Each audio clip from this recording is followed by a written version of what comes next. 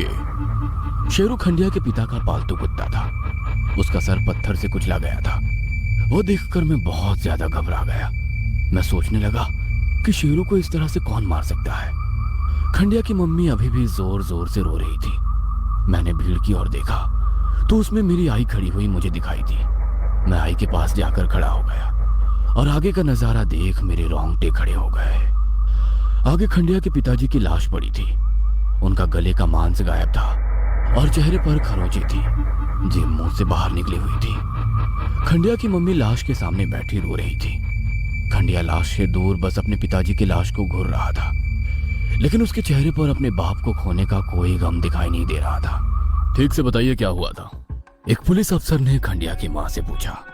सुबह खंडिया की चीख सुनकर मैं घर से बाहर निकली तो आंगन में जमीन पर खंडिया के पिताजी खून से लथपथ पड़े दिखाई दिए और खंडिया शेरू को मार रहा था। उसने शेरू के सर पर पत्थर से हमला किया और शेरू जमीन पर गिर गया। मैंने खंडिया से पूछा कि तुम उसे क्यों मार रहे हो, तो उसने रोते हुए कहा कि मम्मी, शेरू ने पिताजी को मार डाला। मैं जब बाहर आया तो पिताजी जमीन पर पड़े हुए थे और शेरू उनके गले का मांस खा रहा था। जिसको अपनी थाली में से मांस निकाल कर खिलाते थे, आज उसी ने उनके गले का मांस खा लिया। ऐसा कहकर वो फूट फूट कर रो पड़ी। यह सुनकर तो मेरे होश ही उड़ गए थे। मुझे यकीन नहीं हो रहा था कि शेरू ऐसा कर सकता है, क्योंकि शेरू घर में सिर्फ खंडिया के पिताजी की ही बात सुनता था। बाकी तो वो खंडिया और उसकी माँ पर भी भौंकता था। मुझे समझ नहीं आ रहा था कि शेरू ने आखिर ऐसा क्यों किया। मैं सोच ही रहा था तभी मेरी आई की नजर मुझ पर पड़ गई और वो मुझे डांटते हुए घर ले गई। कुछ 2-3 दिन बाद एक रात खंडिया मेरे आंगन में आया। मैं उससे मिलने आंगन में चला गया। पिछली बार की तरह ही उसके पीठ पर उसकी बैग थी, लेकिन आज वो हर रोज से कुछ ज्यादा ही खुश नजर आ रहा था। चिंटू, जल्दी से चल, हमें खंडहर जाना है। लेकिन क्यों? क्योंकि मेरी इच्छा पूरी हो गई है और मुझे दंड राक्षस को धन्यवाद देना है। लेकिन तुम्हारी कौन सी इच्छा उस राक्षस ने पूरी की है?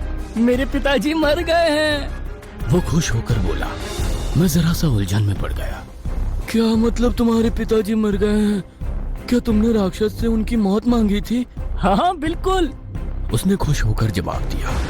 उसका जवाब सुनकर मैं कुछ देर चुप हो गया, लेकिन मैं अंदर से उससे बहुत ज्यादा गुस्सा था।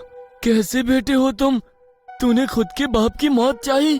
अरे मेरे पापा नहीं है तो मैं हर रोज उनके लिए रोता हूँ। नास्तिक हूँ, लेकिन फिर भी भगवान से हर रोज यही प्रार्थना करता हूँ कि मेरे पिताजी वापस आ जाए। और तुम खुद के पिताजी की मौत पर खुश हो और राक्षस को उनकी मौत पर धन्यवाद देना चाहते हो। मैंने ना जाने कैसे कैसे शब्द उसके लिए निकाले। मैं उस पर बहुत चिल्लाया। तू है तुझ पर, तुझ जैसा बेटा किसी को ना मिले। मेरे जिस बाप की तू बात कर रहा है ना, उसी के वजह से मैंने और मेरी माँ ने बहुत कुछ झेला है। उसने कभी मुझे बाप की तरह प्यार नहीं किया, न मेरी माँ को उसने कभी एक बीवी की तरह इज्जत दी। जब तक जिया तब तक मेरी माँ और मेरी मेहनत के पैसों पर जिया। शराब के पैसों के लिए माँ को पीटता था, मुझे पीटता था। मेरे और मेरी माँ की जिंदगी का सबसे बड़ा दुख मेरा बाप था और उसी की वजह से मेरी छोटी बहन प्रिया इस दुनिया में नहीं है। तब मुझे याद आया कि जब 2 साल पहले फार्म हाउस पर मैं आया था, तब खंडिया के साथ उसकी छोटी बहन भी थी और अब वो कह रहा था कि वो इस दुनिया में नहीं है। खंडिया, क्या हुआ था तुम्हारी छोटी बहन के साथ? उस बरसात की मौसम में छोटी बीमार पड़ गई। 1 हफ्ते से उसका बुखार कम नहीं हुआ था। इलाज के लिए ज्यादा पैसे भी नहीं बचे थे। तब एक रात पिताजी घर आए। छोटी को बीमार देख उन्होंने मगरमच्छ के आंसू बहाए और बोले कि अब छोटी को इलाज के लिए शहर के अस्पताल ले जाना पड़ेगा। उस बरसात में पिताजी माँ से इलाज के सारे पैसे लेकर गाड़ी लेने के लिए चले गए। छोटी हमारे सामने दर्द के मारे कराह रही थी। रात बीत गई, सवेरा होने को आया था, तब उसने मेरे ही सामने अपना दम तोड़ दिया। लेकिन पिताजी वापस नहीं लौटे। वो पैसे खत्म होने के बाद 2 दिन बाद घर आए। छोटी के अंतिम संस्कार में भी वो आदमी नहीं आया। तभी मैं समझ गया था कि इसे हमसे कोई वास्ता नहीं है। इसे मतलब सिर्फ हमारे कमाए हुए पैसों से है। बाप के प्यार के लिए मैं तरसता रहा, लेकिन उसने कभी मुझे प्यार नहीं किया। प्यार के बजाय हमें सिर्फ दर्द देता रहा। मैंने उसे अपने हाथों से मारने की कोशिश की, लेकिन मैं कर नहीं सका। बाप को अपने हाथों से मार नहीं सकता था, इसीलिए मैंने राक्षस से बाप की मौत मांगी। खंडिया की आंखें नम हो गई थी। उसने जो छोटी के बारे में बताया था वो सुनकर तो मेरी आंखें भी नम हो गई थी। मुझे लगा कि खंडिया ने जो कुछ किया है ठीक ही किया। कम से कम अब उसकी माँ और वो चैन से तो जी सकेंगे। मैंने खंडिया से माफी मांगी क्योंकि मैं उसे गलत समझ बैठा था, लेकिन मैं ये मानने को तैयार नहीं था कि उसके पिताजी की मौत उस राक्षस की वजह से हुई थी, क्योंकि मैं नास्तिक था। मैं ना तो भगवान में विश्वास करता था, ना ही भूत प्रेत राक्षस में। लेकिन खंडिया को दंड राक्षस पर अंधविश्वास था और वो उसका शुक्रिया करने के लिए वापस उस मंदिर में जाना चाहता था। इसलिए मैंने उसे हाँ करी और हम दोनों जंगल के रास्ते उस खंडहर की तरफ चलने लगे। मैंने उससे पूछा कि तुम्हारे बैग में क्या है। तब उसने बताया कि उसमें और एक खरगोश है। गुड्डू के बाद वो उससे ज्यादा प्यार करता था और राक्षस का शुक्रिया करने के लिए वो उसकी बलि चढ़ाने वाला है। तब मैंने उसे ऐसा करने के लिए मना किया। खंडिया, तुम अंधविश्वास में किसी मासूम की बलि नहीं चढ़ा सकते। ये राक्षस भूत प्रेत ऐसा कुछ नहीं होता। अरे ये मेरा अंधविश्वास नहीं है, वो सच में है और उसी ने मेरी इच्छा पूरी की है। तब हम दोनों में बहुत देर तक बहस हुई। मैं ये मानने को तैयार नहीं था कि वो राक्षस है। तब खंडिया बोला, ठीक है, अगर तुम्हें ये सब झूठ लग रहा है तो तू खुद उस राक्षस को देख। मैं इस खरगोश की बलि दूंगा और वहां से चला जाऊंगा और कुछ दूर झाड़ियों में छुप जाऊंगा, लेकिन तुम वही किसी दीवार के पीछे छुपकर उस राक्षस को मरे हुए खरगोश को खाते देखना, तब तुम्हें मेरी बात पर विश्वास होगा। मैं बस खंडिया को झुठलाना चाहता था। मैं जानता था कि खंडिया इन दो बलियों पर रुकने नहीं वाला है। वो आगे भी अपने अंधविश्वास में और जानवरों की बलि देगा। इसलिए उसे दंड राक्षस के अस्तित्व को झुठलाना बहुत जरूरी था। मैं तैयार हो गया। खंडिया ने राक्षस की मूर्ति के सामने उस खरगोश की बलि दी और वो वहां से चला गया। लेकिन मैं एक दीवार के पीछे से उस मरे हुए खरगोश के टुकड़ों की ओर देख रहा था कि तभी उस मूर्ति में जान आ गई और वो हिली। किसी आदमी की तरह वो हिल रही थी। उसकी आंखें लाल अंगारों की तरह दिख रही थी।